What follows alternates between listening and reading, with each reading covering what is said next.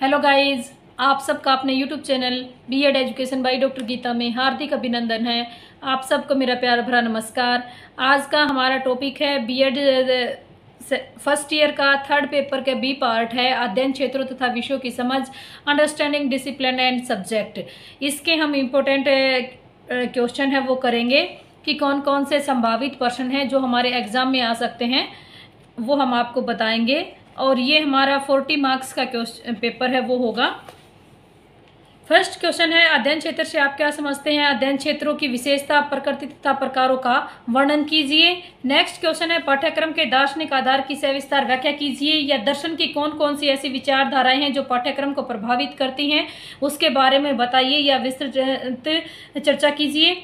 आदर्शवाद, प्रकृतिवाद व प्रयोजनवाद के संदर्भ में पाठ्यक्रम पर पड़ने वाले प्रभावों का वर्णन है वो कीजिए। और जो महात्मा गांधी की बुनियादी शिक्षा है, स्वामी विवेकानंद और रविंद्रनाथ टैगोर ने कि किस प्रकार का विषय का सुझाव दिया है, कौन सी शिक्षा पर बल दिया है, इसके बारे में भी आपसे क्वेश्चन है वो किया जा सकता है। नेक्स्ट है मोस्ट इम्पोर्टेंट टॉपिक, पाठ्यक्रम विकास पर प्रभाव डालने वाले सामाजिक तत्वों की विवेचना कीजिए, या वे कौन से सामाजिक तत्व हैं जो पाठ्यक्रम के विकास पर अपना प्रभाव डालते हैं। उसके बाद नेक्स्ट क्वेश्चन है, ये भी वेरी मोस्ट इम्पोर्टेंट क्वेश्चन है, विषय, अंतर अध्ययन क्षेत्र, बहु अध्ययन क्षेत्र तथा परे अध्ययन क्षेत्र का वर्णन कीजिए। इन चारों को एक साथ पूछ के 16 मार्क्स का क्वेश्चन बन जाता है, और इनमें से वो आपको 4 मार्क्स में भी आपसे क्वेश्चन है वो कर सकता है, कोई एक है वो पूछ सकता है। नेक्स्ट है, शिक्षण विधियों के विकास में भारतीय विद्वानों के योगदान का विवेचना कीजिए, या शिक्षण की आधुनिक विधियों का वर्णन कीजिए। ये थे हमारे फर्स्ट यूनिट के इम्पोर्टेंट टॉपिक। नेक्स्ट है हमारे सेकंड यूनिट में ऐसे बहुत सारे टॉपिक हैं जो आपने थर्ड पेपर के ए पार्ट में भी आपने पढ़े थे, तो अगर आपने वहाँ पर अच्छी प्रकार से पढ़े हैं तो आपको यहाँ ज़्यादा परेशानी नहीं होगी, क्योंकि कुछ ही क्वेश्चन बचते हैं उसके अतिरिक्त, तो आप अच्छी प्रकार से इस यूनिट की तैयारी है वो कर सकते हैं। इसमें फर्स्ट क्वेश्चन है, पाठ्यक्रम और सिलेबस की अवधारणाओं को स्पष्ट कीजिए, इनके संबंधों की व्याख्या कीजिए। शिक्षा आयोग 1964-66 द्वारा की गई पाठ्यक्रम संबंधित सिफारिशों का वर्णन कीजिए, और स्कूली शिक्षा के संदर्भ में 1986 की राष्ट्रीय शिक्षा नीति की समीक्षा कीजिए। ये वेरी मोस्ट इंपॉर्टेंट टॉपिक है।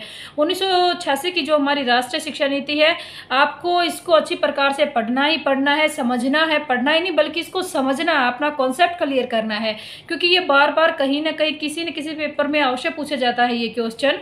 तो इसको आप अच्छी प्रकार से, और ये फर्स्ट ईयर में ही नहीं, आपके सेकंड ईयर में भी ये बार आया, 1986 की शिक्षा नीति के बारे में आपसे पूछा जाएगा, तो इसलिए आपको अच्छी प्रकार से अपना क्वेश्चन है वो तैयार करना है। नेक्स्ट है, शिक्षण अधिगम प्रक्रिया में पाठ्य पुस्तकों के स्थान और महत्व की विवेचना कीजिए, या पाठ्य पुस्तक और पत्रिका के बारे में आप क्या जानते हैं, पत्रिका तथा पाठ्य पुस्तक के महत्व का वर्णन कीजिए। एक अच्छी पाठ्य पुस्तक का चुनाव करते समय किन किन मापदंडों का ध्यान में रखना चाहिए, या कौन कौन सी बातें हैं या कौन कौन सी सावधानियां हैं जो हमें बरतनी चाहिए, उसके बारे में चर्चा कीजिए। ये वेरी मोस्ट इंपॉर्टेंट क्वेश्चन है। ये आप किसी पेपर में नहीं बल्कि आपके टीचिंग जो पेपर हैं उनमें भी आपसे क्वेश्चन है, इससे पाठ्य पुस्तक से संबंधित क्वेश्चन है वो आपके एग्जाम में आ सकता है। नेक्स्ट हमारा क्वेश्चन है, सिलेबस और पाठ्य पुस्तकों के निर्माण में एनसीईआरटी की भूमिका क्या है उसकी चर्चा कीजिए, और प्रतिमान परिवर्तन का अर्थ क्या है, अध्ययन विषय की प्रकृति में प्रतिमान परिवर्तन का वर्णन कीजिए। नेक्स्ट है, बहुभाषिता का अर्थ समझाइए और भारत में बहुभाषिता की स्थिति पर प्रकाश डालिए। ये वेरी इंपॉर्टेंट टॉपिक है, आपने थर्ड का ए में भी इसको पढ़ा था। भाषा और शिक्षा पर राज्य की नीतियों की आलोचना कीजिए, या भारतीय संविधान ने भाषा और शिक्षा के लिए किस प्रकार की नीतियों का निर्माण किया है, या ऐतिहासिक परिप्रेक्ष्य में राज्य की भाषा से संबंधित नीतियों का वर्णन कीजिए। नेक्स्ट है, भारतीय सरकार की अंग्रेजी भाषा के बारे में क्या नीतियां रही हैं, विस्तार से चर्चा कीजिए, या भारत में अंग्रेजी के महत्व का वर्णन कीजिए, या अंग्रेजी के संबंध में भारतीय सरकार की नीतियों का वर्णन है वो स्पष्ट कीजिए। किसी भी प्रकार से आपसे क्वेश्चन है वो किया जा सकता है। नेक्स्ट है, कोठारी आयोग का 3 भाषाओं का फार्मूला क्या है, इसकी विफलता के क्या कारण है। ये वेरी इंपॉर्टेंट टॉपिक है, आपने थर्ड के ए पार्ट में भी इसको पढ़ा है, इसको आपको अच्छी प्रकार से पढ़ना है। थर्ड ए में नहीं तो बी में आपसे क्वेश्चन है वो जरूर पूछा जाएगा। राष्ट्रीय शैक्षिक अनुसंधान एवं प्रशिक्षण परिषद द्वारा बनाई गई भाषा के संबंध में नीतियों का वर्णन कीजिए। कहानी सुनना किस प्रकार श्रवण कौशल को विकसित करता है। कहानी है वो हमेशा हम सुनकर, श्रवण होता है सुनना, सुनकर ही हम उसके बारे में ज्ञान जानकारी है वो एकत्रित करते हैं, और वो हमारे श्रवण कौशल को किस प्रकार से विकसित करता है। ये बहुत ही अच्छा क्वेश्चन है। कहानी कथन किस प्रकार श्रवण और बोलने के कौशल का विकसित करता है, क्योंकि जब हम कहानियां सुनाते हैं तो उसमें हमारा जो बोलने का स्किल है वो भी डेवलप होती है, कि कब कहाँ पर किन शब्दों का हमें प्रयोग करना है, कब हमें आराम से बोलना है, कब हमें तेज आवाज में बोलना है, कब प्यार भरी भाषा बोलनी है, तो कब गुस्से भरी जो इमोशन है वो हमारी बॉडी से झलकने चाहिए। कि वो बहुत सारी चीजें हैं जो कहानी के माध्यम से हम सीख पाते हैं। और ये मोस्ट इम्पोर्टेंट क्वेश्चन है, आपने थर्ड के ए में भी इसको पढ़ा है। नेक्स्ट है,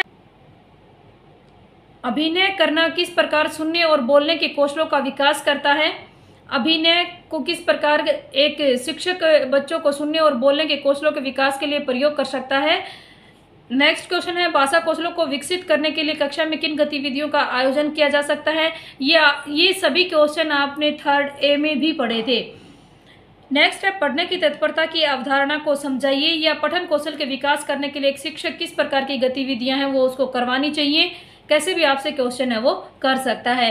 तो आपकी जो ये स्किल है, श्रवण कौशल है, पठन कौशल है, उच्चारण है, लेखन है, ये सभी आपकी अच्छी प्रकार से इनका कॉन्सेप्ट क्लियर होना चाहिए।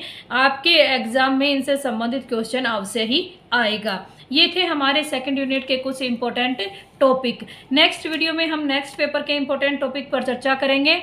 और प्लीज जो चैनल पर नए हैं वो चैनल को सब्सक्राइब करें, एवरी वीडियो को लाइक शेयर करें। Thank you.